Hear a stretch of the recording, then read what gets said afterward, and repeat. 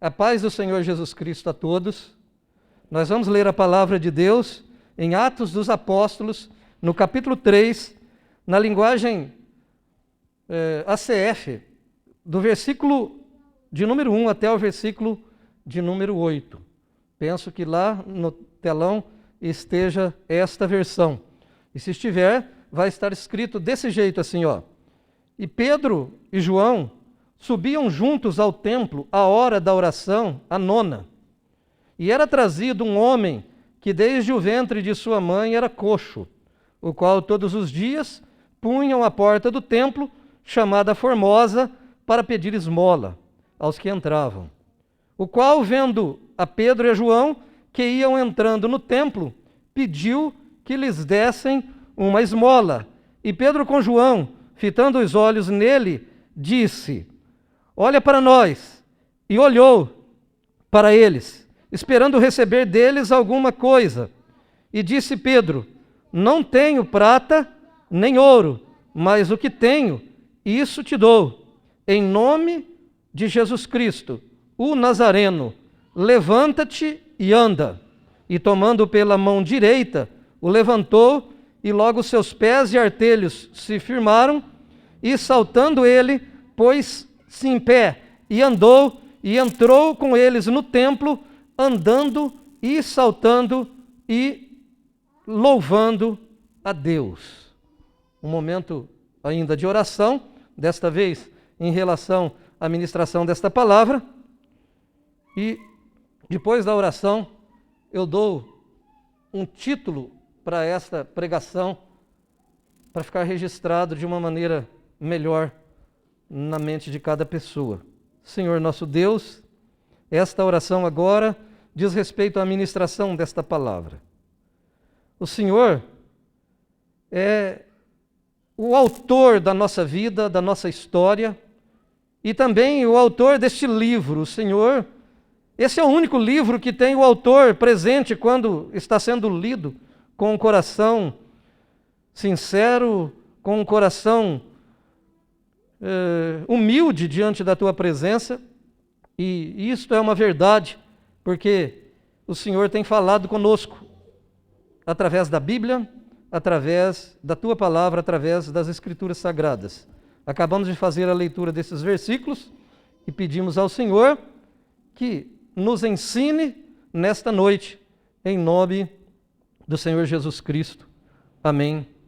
Glória a Deus. Pode sentar. Então, o texto que acabamos de ler pode nos dar este título aqui, o tema, se você quiser chamar. O que eles tinham que nós não temos. Não é? Quando você lê esse texto aqui, os dois homens de Deus estão indo para o templo para a oração e tem um paralítico na porta formosa do templo. Alguns estudiosos dizem que aquela porta era inteira de ouro. E que às vezes, nesse horário que eles estavam indo para a oração, o sol batia na direção daquela porta. E o brilho fazia com que o olhar das pessoas se direcionassem para aquela porta e para aquele templo. E que muitas vezes, pessoas entrando naquele lugar, sequer observavam aquele paralítico que estava ali pedindo esmolas. Mas, diferentemente, esses dois homens não só pararam para atender, mas eles tinham alguma coisa que eles tinham, mas nós não temos. O que é que eles tinham que nós não temos? Eles conseguiram ver aquele homem. Então, o que será? Qualquer um que lê essa palavra aqui, se for pentecostal, o sangue ferve. Se ele tiver um pouquinho de unção do Espírito Santo, o sangue ferve. Ele fala, é isso que eu quero para a minha vida. Por que eles conseguiam e eu não consigo? Parece até que o Espírito de Deus já começara a ministração através do presbítero lá em cima. Ele não sabia sobre o que seria ministrado. E ele começou a falar aqui a respeito de coisas no lugar. O que será que está fora do lugar? É a pergunta que a gente faz.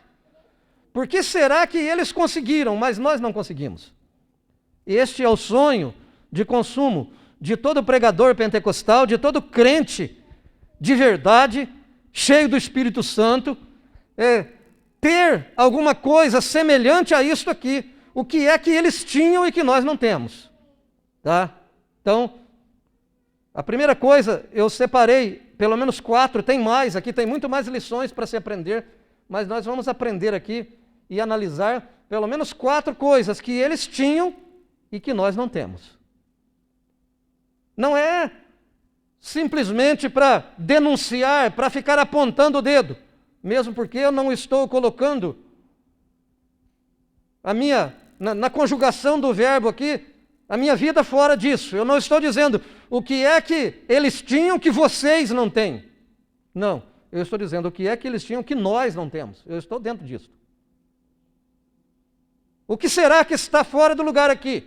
O que será que está fora do lugar que precisa ser colocado no lugar? Porque Deus não mudou. Deus não mudou. Se alguma coisa mudou, foi aqui embaixo. Foi a gente que mudou. Então qual é a primeira coisa que a gente encontra aqui? Que eles tinham e nós não temos. Está no primeiro versículo. Eles tinham uma vida de disciplina espiritual, em especial a vida de oração. O versículo 1 diz assim, e Pedro e João subiam juntos ao templo à hora da oração. Então a primeira coisa que aqueles 2 homens tinham, e não só aqueles 2, mas muitos homens de Deus desta época aqui, porque esse não é o único milagre que impressiona assim. Nós vamos encontrar diáconos fazendo milagres maiores do que o que os grandes missionários de hoje fazem. Tá? Eles tinham essa disciplina. Está dizendo que eles subiam para o templo, diga assim, na hora, diga, de oração. Diga assim, eles tinham hora de oração. Isso é algo que nós temos que parar para aprender com os judeus. Os judeus tinham pelo menos 3 períodos específicos de oração. Eles tinham uma disciplina na vida espiritual. Não eram crentes que vinham na igreja uma vez por mês, uma vez a cada 15 dias, uma vez por semana. Não, não eram crentes assim. Eram crentes que tinham disciplina rígida quando o assunto era a hora da oração. Não tem hora mais importante, não tem nada na minha vida, não tem coisa que possa me impedir de retirar o meu momento de oração, de me retirar da minha hora de oração. Eles estavam indo para a hora de oração. Falar em hora de oração nos dias que nós estamos vivendo é algo que não chama muito a atenção, como alguém já disse aqui, que o pastor não fica colocando açúcar na Bíblia, que o pastor não fica colocando Nutella para agradar. Não tem que colocar mesmo. Isso é verdade, isso é a palavra de Deus. E não adianta você falar para mim que tem, e não adianta você tentar me convencer que a nossa vida seja uma vida disciplinada no que diz respeito às coisas espirituais, porque, de certa forma, nem frequentar a igreja os crentes imaginam que precisa mais. Nem vir para o culto não precisa mais. Eu faço da maneira que eu quero fazer. Mas a minha Bíblia Sagrada me mostra, eu não estou falando unicamente do versículo 1. Se você quiser pesquisar a vida de Pedro, você vai descobrir que dificilmente ele tinha um de jejum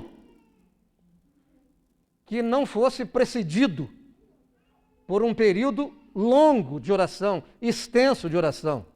Quando Cornélio manda chamá-lo lá na casa do Simão Curtidor, a minha Bíblia diz que enquanto preparavam o de jejum, ele estava, não era simplesmente fazendo qualquer coisa, ele estava num momento profundo de meditação, ele estava tão aprofundado em oração, que ele teve uma visão Sabe o que você contou aqui? Aquela visão do começo, que de repente é mais do que um sonho, é Deus te mostrando que não estamos aqui para brincar. Deus é o Senhor desta igreja, Ele é Senhor.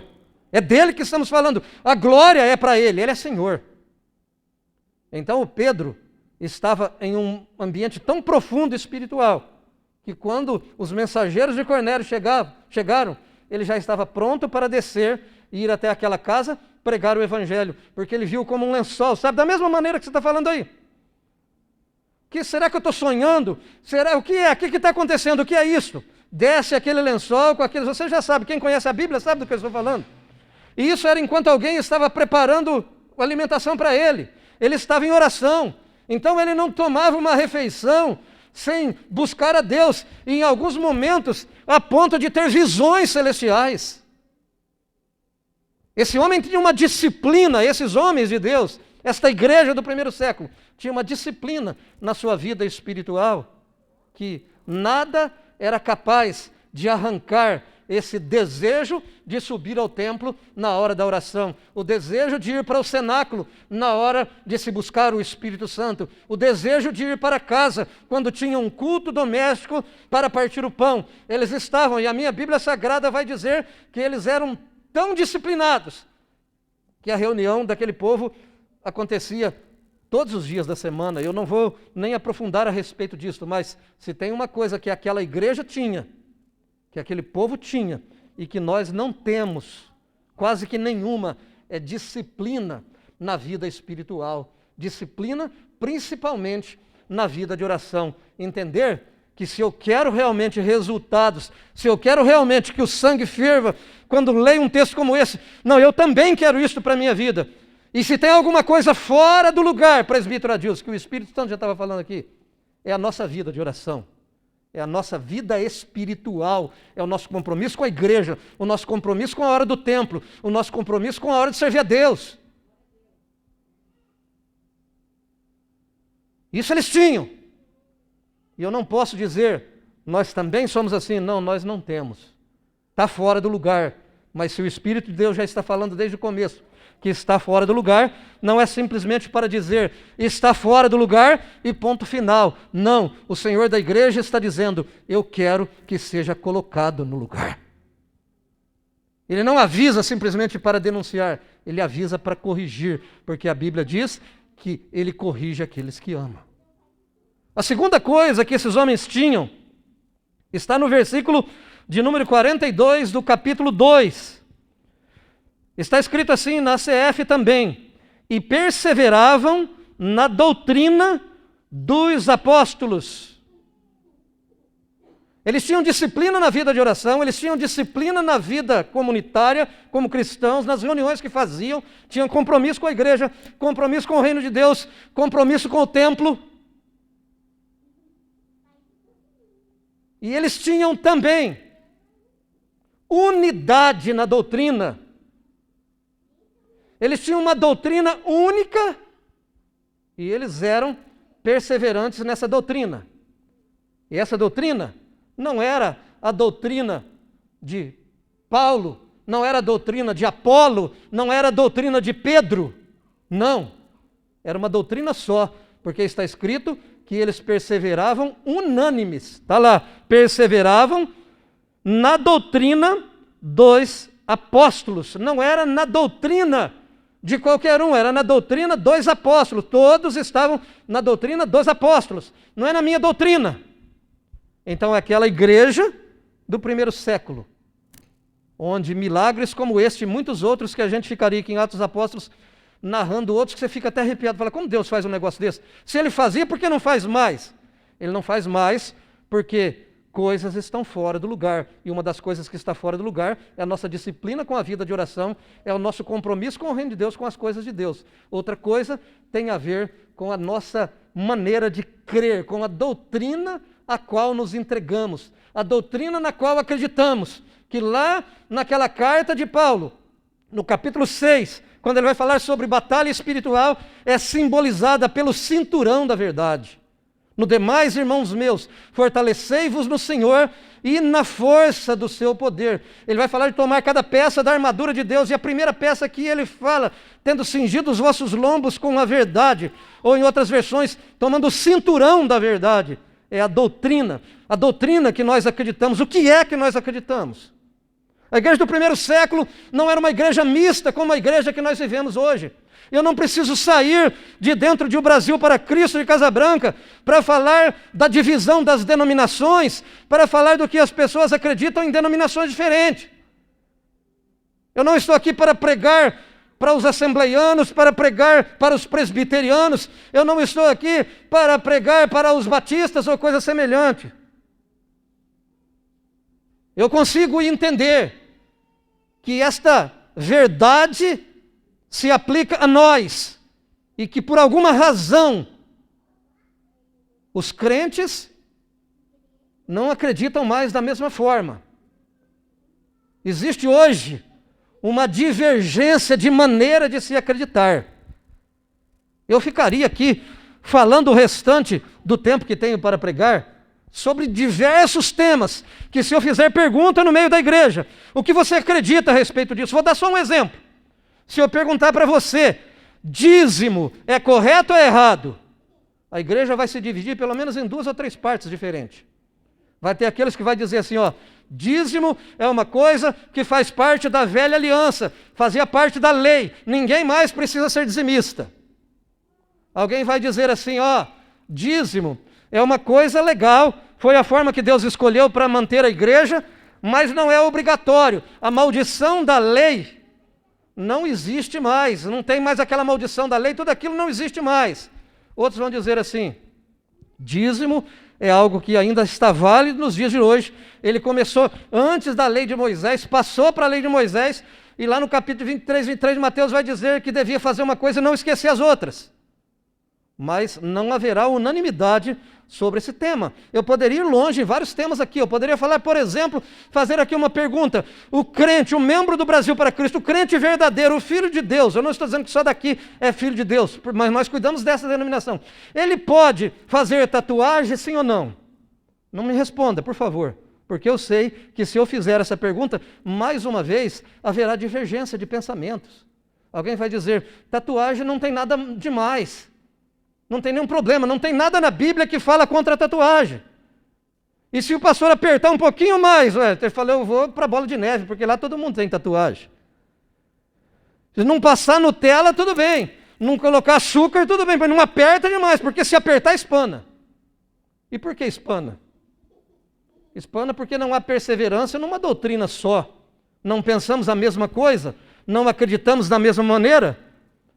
Se eu perguntar o que você acredita a respeito do arrebatamento, alguns vão dizer, haverá milênio, haverá, tem gente com a igreja adventista do 7º dia, tem gente com as testemunhas de Jeová, tem gente com doutrinas diferentes, cada um acreditando de uma maneira diferente. Eu falaria aqui de temas que a cabeça das pessoas fala, peraí, eu conversei com isso, é verdade, eu conversei com o irmão, ele acredita desse jeito, outro acredita desse jeito aqui, outro acredita... A salvação, deixa eu falar sobre predestinação. O que você acredita? Você acredita que um crente salvo, uma vez salvo, salvo para sempre? Uma vez filho, filho para sempre? Ou um crente que é salvo hoje, cheio do Espírito Santo, filho de Deus, se ele se desviar, ele vai se perder. Alguém que era filho, que era de Deus, que ia para o céu, pode ir para o inferno? Metade da igreja vai dizer assim, eu acho que pode. A outra metade vai falar assim, eu acho que não pode. Uma vez salvo, salvo para sempre. Outra parte vai dizer assim, não sei falar não, não sei responder. Por quê? Porque não tem uma doutrina só. Tem gente comendo, tem gente misturando as bebidas. Tem gente que não tem tempo para vir para o templo, para servir a Deus, não tem tempo de vir de quarta-feira participar do estudo bíblico, mas ele fica em casa assistindo. Ah, mas o fulano lá, ele é não sei o quê, formado não sei no quê, e vai e aprofunda lá, se esquece que o camarada está seguindo uma doutrina diferente daquelas que você mesmo deveria acreditar, porque se você tivesse que acreditar daquele jeito, era lá naquela igreja que você deveria estar. Se você acredita que o crente não pode trabalhar no dia de sábado, que o sábado é o sábado do Senhor, do jeito que está escrito na lei, e que a lei não retirou o sábado, e que quem trabalha no sábado está transgredindo o mandamento do Senhor, que isso está errado, que alguém pode perder a salvação porque não guarda o sábado, você teria que ser membro da igreja adventista do sétimo dia. Mas eu sei que tem gente que bebe da fonte adventista. Eu sei que tem gente que bebe da fonte, como eu já citei aqui, das testemunhas de Jeová. Tem gente, inclusive, que recebe os camaradas que vão fazer os estudos, faz estudo em casa com as testemunhas de Jeová. Tem gente que bebe da fonte da Igreja Congregação Cristã, que acredita que... Eu não vou nem... Está entendendo o que está ouvindo, sim ou não? Mas a minha Bíblia Sagrada diz que todos estes aqui perseveravam na doutrina dos apóstolos. Quando tinha alguma coisa que eles não concordavam, alguma coisa, peraí, Paulo está pregando um negócio aí, tem que circuncidar. Se você não circuncidar, você não pode ser membro da igreja. O que eles fizeram quando surgiu essa divergência? Eles fizeram a chamada Assembleia de Jerusalém. Eles fizeram aquela reunião que originou no capítulo 15 de Atos dos Apóstolos, quando vem aquela palavra dizendo o seguinte: pareceu bem a nós e ao Espírito Santo não impor, mas nenhum encargo algum, senão essas coisas necessárias, se bem fizerdes, se as fizerdes, bem vos vá. E aí ele vai falar do que é que passou ali. Por quê?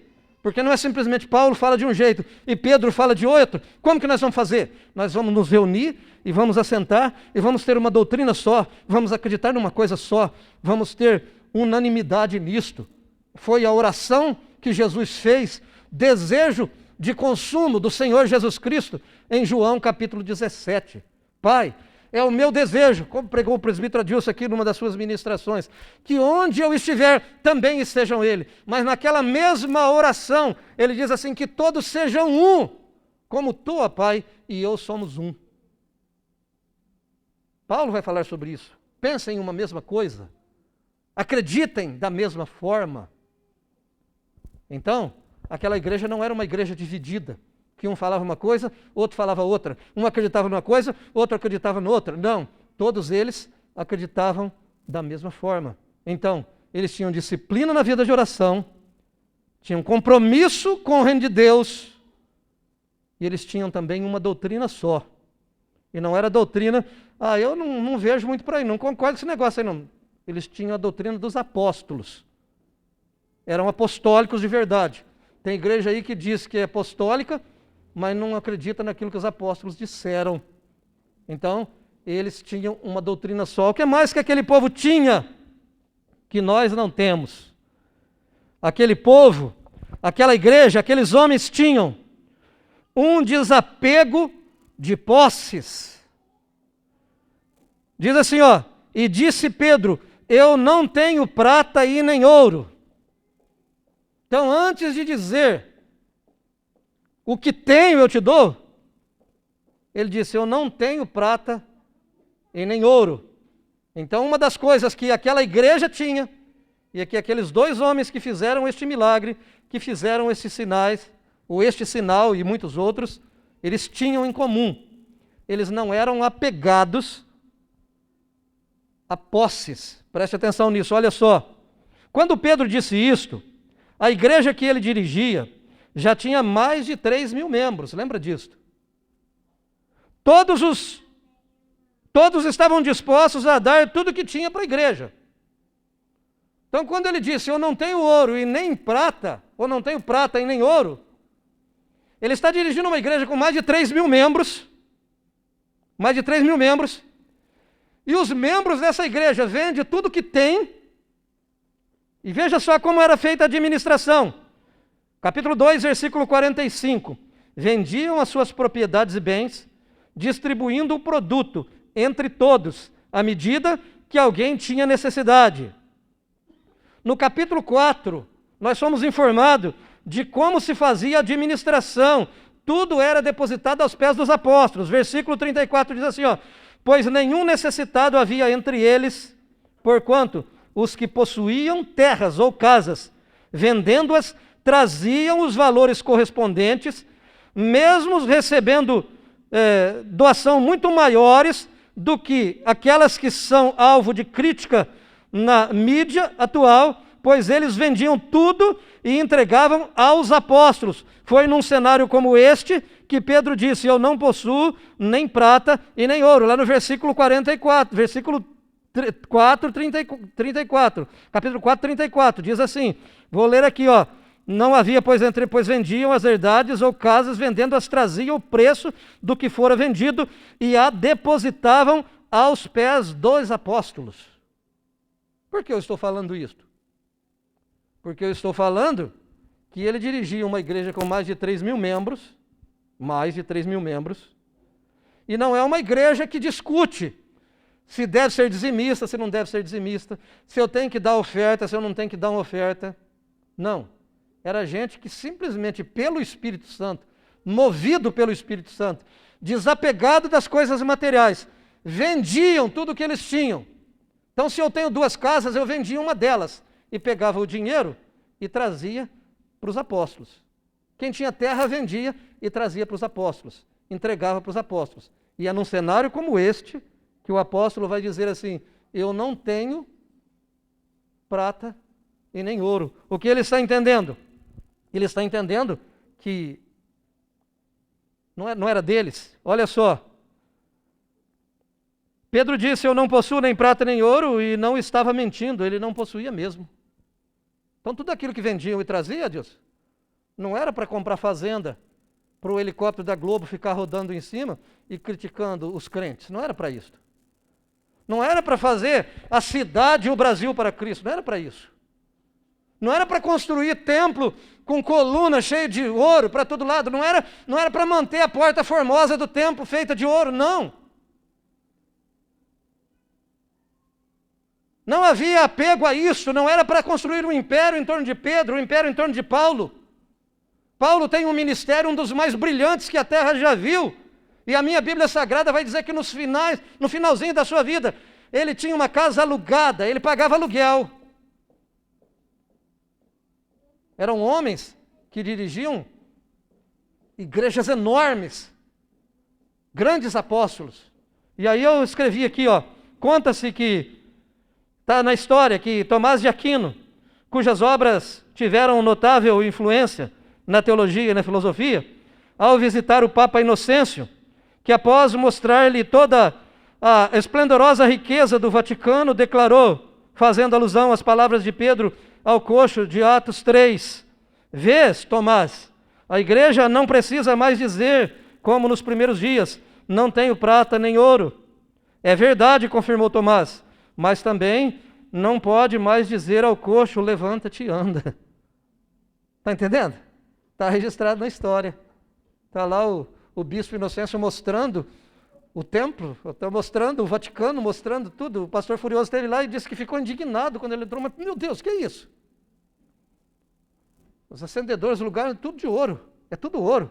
E aí esse camarada vai exibindo e falar, não, a igreja não precisa mais falar, não tenho prata e nem ouro. Já tem muito ouro aqui. Aí o cidadão diz assim, é verdade, só que também não pode mais falar, levanta e anda. Está entendendo?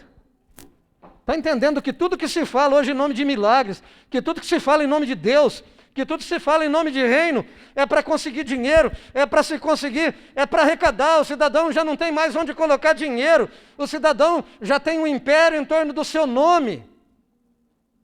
E quando precisa fazer uma reforma, vai fazer ainda arrecadação para isto. Vivemos os dias que a Bíblia Sagrada diz que levantariam lobos, que fariam do povo comércio. Tá? E o que é que aquele povo tinha que nós não temos? Nós não temos esse desapego,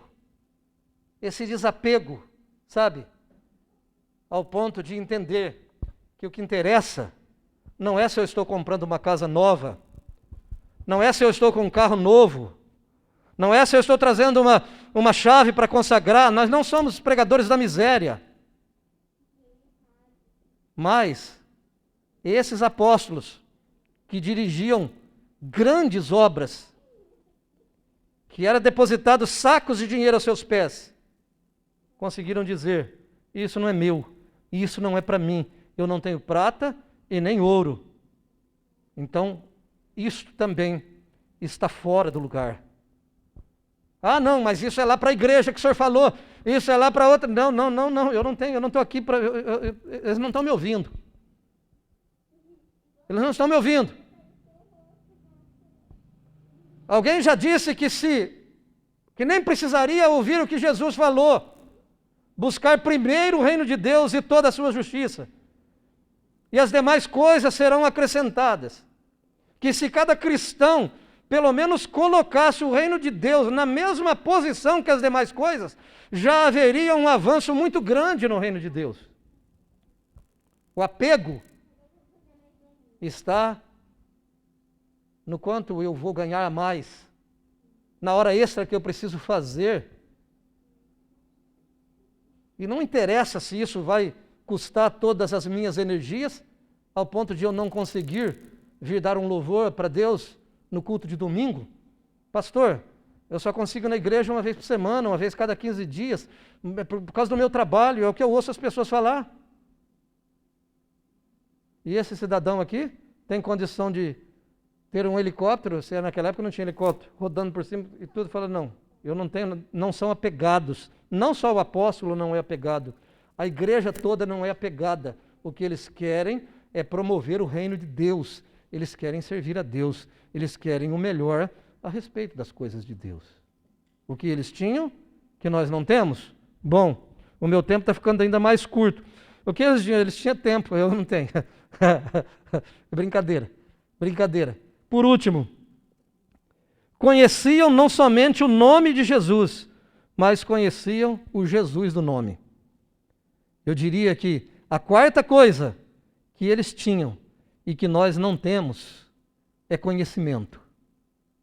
Não, eu não estou falando de enciclopédia de teologia. Eu não estou falando de saber 4, 5 tipos de doutrinas diferentes. Porque hoje se cumpre o que está escrito no livro de Daniel: o saber se multiplicará. A psicologia descobre que uma criança de 7 ou 9 anos aproximadamente tem na mente a mesma carga de informação de que uma senhora de 70 anos. O que alguém levaria 70 anos para armazenar de conhecimento, uma criança de 9 anos já tem hoje. Não é disso que estamos falando. Qual foi o curso de teologia que Pedro fez? Qual foi o livro de escatologia que ele estudou? Qual foi a universidade que ele frequentou? Nenhuma. Ele era pescador. João também era pescador. Mas Jesus disse para ele: vinde após mim, e eu vos farei pescadores de homens. Eles tinham o conhecimento não só do nome de Jesus. O que eu tenho, isto eu te dou. Em nome de Jesus, ele faz questão de citar o Nazareno. Eu conheço ele. Levanta-te e anda. É um conhecimento que a igreja parece ter perdido. Parece que a igreja do século 21 não conhece o Jesus da Bíblia Sagrada. Nós somos expertos em citar remédio que dá certo para os outros. Mas esses homens, eles tinham um conhecimento tão profundo, preste atenção.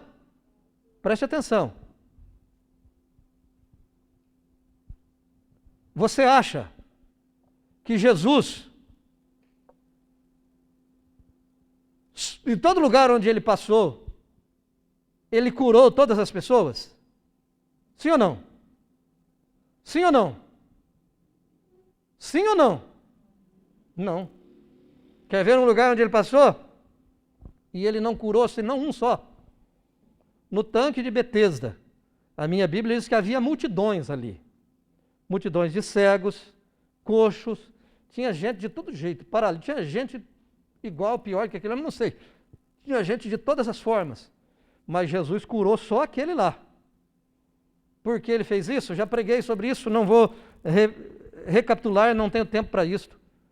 E nem vou dizer que a pregação que fiz é exatamente daquela forma, porque a Bíblia Sagrada é uma fonte inesgotável e cada dia jorra mais para a vida eterna, de maneira que a gente se aprofunda naquilo que é a vontade de Deus e a palavra de Deus. Do que eu estou falando? Você acha que todas as pessoas que morreram enquanto Jesus estava vivo, aqui na terra, ele ressuscitou? Não, ele não ressuscitou. Está entendendo? Por que a Bíblia Sagrada fala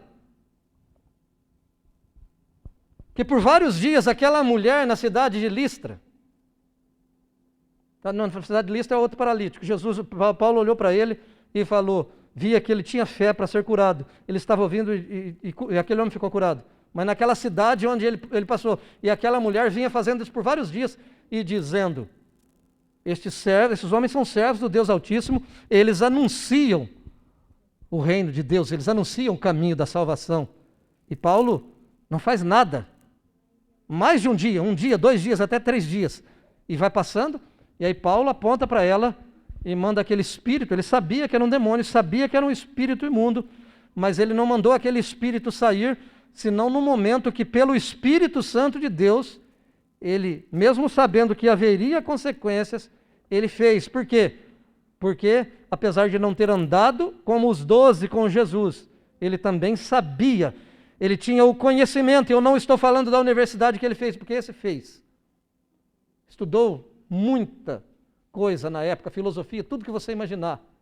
Mas o conhecimento de Paulo era para descobrir o que Jesus vai fazer e o que ele não vai fazer. Está entendendo isso ou não? Aqueles homens passavam, e não é porque alguém está paralítico e está naquela porta que eu vou acreditar. Ah, é fé, é uma questão de fé. E você acha que se você tiver fé, ninguém mais vai ser paralítico. Você acha que se você tiver fé, nenhum morto vai continuar, ninguém morre mais. Se todo mundo estiver morto, você vai ressuscitar. Como você sabe se uma pessoa que morreu vai orar para que ela ressuscite ou não? Só tem um jeito de saber. Se você conhecer Jesus, não no sentido de teorias, ser íntimo dele, ao ponto de saber o que ele quer e o que ele vai fazer. Então esses homens não conheciam só o nome de Jesus. Eles tinham andado com Jesus e eles sabiam tudo que Jesus iria fazer. Ele sabia que aquele era o momento de dizer, em nome de Jesus, isso eu tenho, em nome de Jesus, levanta-te e anda. E tomando pela mão, ele entrou saltando, louvando ao nosso Deus. Como este conhecimento pode chegar até mim? Como eu vou descobrir quem é que Jesus vai curar ou quem é que ele não vai curar? É isso que nós estamos ouvindo desde o começo, colocando as coisas no seu devido lugar. Eu conheço Jesus o bastante. Eu conheço o nome de Jesus o bastante. Eu estou nesse ponto, eu cheguei aqui? Não, eu não cheguei. Eu não estou nesse ponto. Não tenho esse conhecimento. Desse tipo de conhecimento que eu estou falando. O conhecer Jesus. O conhecer de comunhão, o conhecer de intimidade. O conhecer de saber. E ter a certeza. E aí sim, podemos entender que esse é um tempo onde a fé está decadente. E a fé não está decadente por um acaso. A fé está decadente porque as coisas estão fora do lugar. A vida está fora do lugar. A maneira... se você tem disciplina no reino de Deus, se você não tem disciplina, vai tudo para lá, vira uma bagunça daqui, uma bagunça lá, fica tudo fora do lugar, você não sabe sequer, meu Deus, que hora que vai terminar essa reunião? Já passei 5 minutos do horário proposto de encerramento aqui. Não. Isto me interessa. Me interessa que o reino de Deus seja estabelecido. E vou dizer mais. Me interessa que pessoas doentes como este paralítico, que a vida toda foi paralítico, sejam curadas. Pessoas como este homem sejam curadas. Me interessa que essas pessoas sejam curadas. Mas quando as coisas não estão nesse devido lugar, não é só a gente que perde, presbítero Lourenço. As pessoas que poderiam ser ajudadas por mim, que sou pastor, ajudado por você, que é pregador, ajudado por cada um de nós aqui, que o Senhor já nos usou e já nos usou várias vezes. Mas se não temos este alinhamento que a Bíblia Sagrada está falando, se as coisas estão fora do seu lugar, se não crescemos em intimidade para descobrir exatamente a vontade de Deus e não a nossa, para deixar que chegue o ponto que Paulo falou, não sou mais eu que vivo, Cristo vive em mim. Como disse o jovem aqui, quero chegar no final da minha carreira e dizer, combati o bom combate, terminei a carreira e guardei a fé. Fico emocionado quando alguém vem contar o testemunho. Essa não é a primeira vez que alguém fala algo que mostra que Deus, o Senhor da igreja, me colocou na frente dessa igreja para entregar a palavra de Deus para você. Com todos os defeitos, com todas as qualidades, pelo menos nisso eu não saí do meu lugar, eu estou aqui. Está claro que Deus me colocou para isto. Com todas as dificuldades estou fazendo isto. Mas que responsabilidade é fazer isto? E que maravilhoso, senhores, se isto for muito melhor do que está. Se conseguirmos ajudar muito mais gente do que nós estamos ajudando. Que maravilha se as doenças começarem a sair das pessoas no poder do nome de Jesus, pela imposição das minhas mãos, pela imposição das suas mãos, homem de Deus, pela imposição das suas mãos, mulher de Deus. E Deus quer fazer isto. Deus está interessado em fazer isto. E a mão que Ele escolheu é a minha, a mão que Ele escolheu é a sua. Mas nós perdemos isto. Ao longo da história, se perdeu. Por que se perdeu? Por tudo isso que coloquei e por aquilo que não coloquei. Fique em pé para a gente ir para o encerramento. Me parece que tem aniversariante aqui hoje. Tem? Tem, né?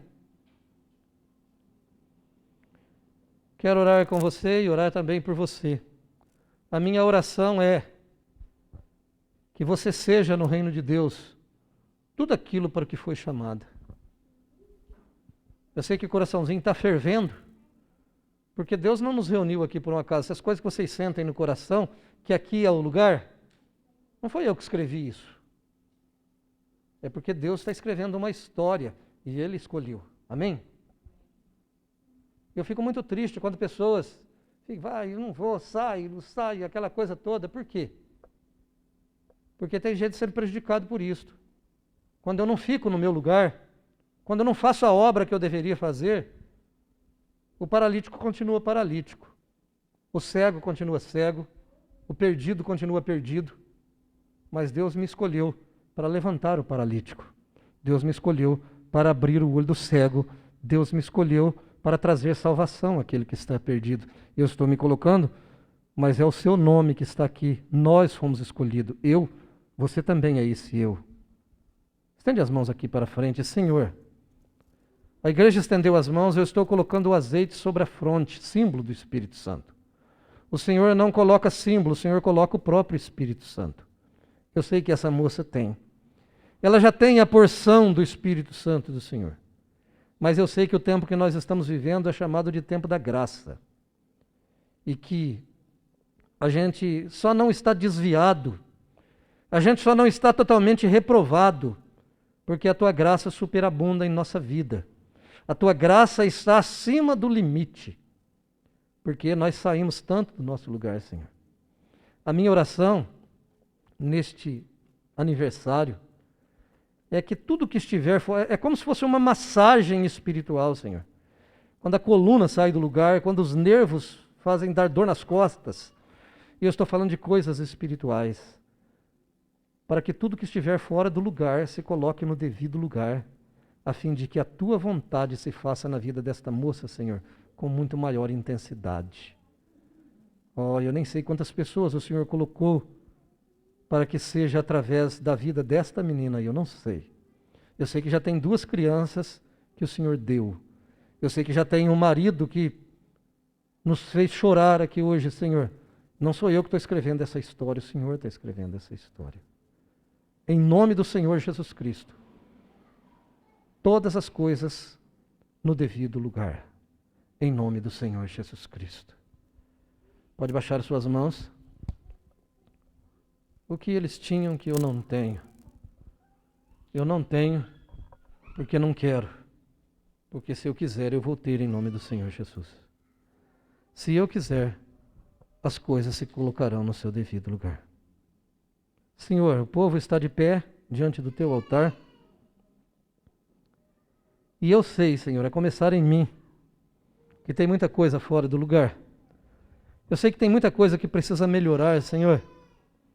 E eu quero ajudar esse povo em oração, mas ao mesmo tempo sou constrangido a entender que muita coisa na minha vida precisa melhorar e que o Senhor quer me usar para ajudar muito mais gente, Senhor. Mas que enquanto não se colocar as coisas no devido lugar, o paralítico vai continuar pedindo esmola na porta formosa do templo. E milagres que o Senhor gostaria de fazer terão que ser por mão de outros. Mas eu quero me oferecer mais uma vez nessa noite, assim como acredito que existam ofertas sendo colocadas no teu altar nesta noite. Pessoas que estejam dizendo, meu Deus, coloca a minha vida no lugar. Faz uma massagem espiritual em mim também, Senhor. E faça-me sair daqui muito melhor do que eu entrei.